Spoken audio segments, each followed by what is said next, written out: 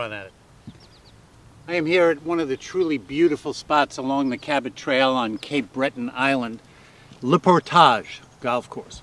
And everyone on the Essential Destinations team, I think, was as surprised as I was in a way. The other courses, some of them on Cape Breton Island, get a lot of publicity. You may hear a lot about them.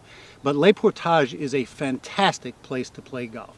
And a really interesting part of being here and the experience of Le Portage is, you might wonder why Le Portage, the French name. It's because this is the only francophone region along the Cabot Trail, meaning the only French-speaking region. And from the time you walk in the clubhouse, when you hear French spoken, out on the golf course, everybody here, you'll hear a lot of bon coup, that means good shot, or très bien, or bon chance, good luck. Our Essential Destinations team today in our match play match, we heard a lot of things like le slice, le hook, le stinkage, but we also had a lot of fun. Le Portage, what it means is the carry. The reason is a little bit of history. Those mountains behind me that are part of Cape Breton Island is where the Micmac Indians, the original inhabitants of this area, lived. And they would carry their canoes from up in the mountains, down through the pass, and out to the ocean. Le Portage. I can't think of a place where you'll have more fun playing golf. A big golf course, a challenging golf course, beautifully constructed, terrific green complexes. I think we were all a little bit blown away by how great Le Portage is. And not only that, some of the best desserts you'll ever find from O'Coin's, the bakery, 70-year-old bakery down the street, they'll bring it up. Lobster sandwiches, the bread made at O'Coin's, famous for them right here at Le Portage. All in all, an unbelievable experience of golf, another great one here on Cape Breton Island. Here overlooking the 18th green at Le Portage, and happy to be joined by Dave DeLuzio. Dave, you are the man here. You took a job at Le Portage. You had a really nice, cushy life, I would say, in different circumstances. But you came here. We came to talk, and there was a foursome that went out. They played 18. They went back out to play another 9. You said they're living the dream.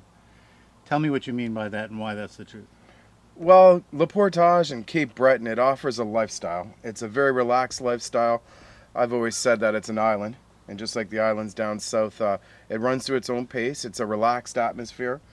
Golf and music and sport are the activities here, and people just really come here to unwind and enjoy golf, enjoy the island and the view and all the different places that make Cape Breton special.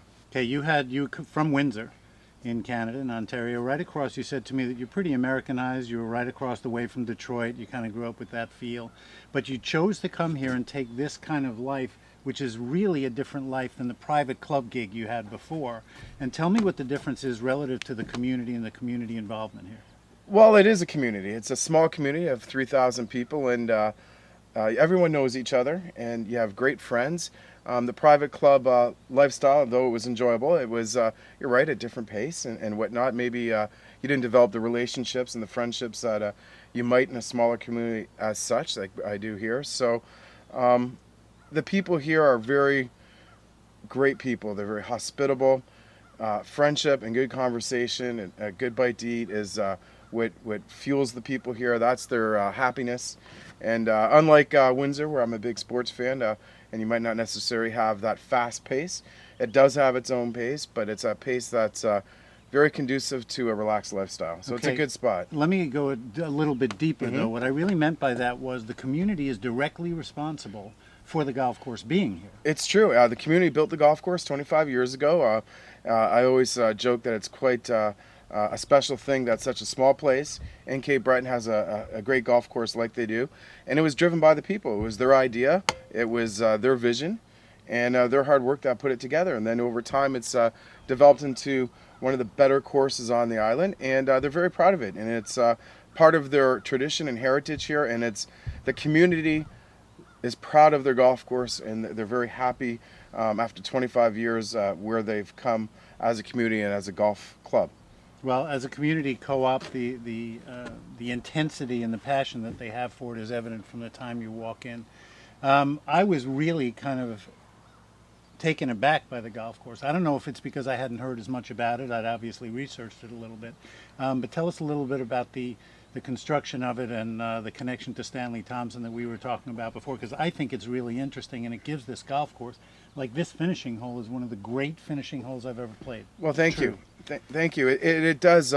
When the people built the golf course, they basically went out there and did it with their own hands and cutting down trees. They had a tree program, a winter work crew, a spring work crew, and then in time, the architect, Mr. Moot, if I'm pronouncing his last name correctly, I've come to realize he was the last apprentice to work under Stanley Thompson, and would be his only design on the island. So when you have that link with the other golf courses like Highland Links as well, one of the masterpieces of Stanley Thompson, and us being able to have one of his assistants or associates be the designer of the course, it just incorporates everything, and there's this nice sense of tradition, and to have someone from that camp, from a lack of a better term, is very unique and special. Well, you can definitely feel it here, and I think the link is really, really strong. I was not prepared for it, but it's definitely out here. Now, parlez-vous français? No. Little, just a little bit. I'm learning. They're very, very kind at helping me learn Acadian. And I'm working hard at it. But Acadian is one of those great languages where if you know a little, I guess you know a lot and you can get by. Well, merci beaucoup. Well, you know that. I do. Yes, I do. Well, that's how we feel. Thanks a lot for having us here. Really fantastic spot. This is your day.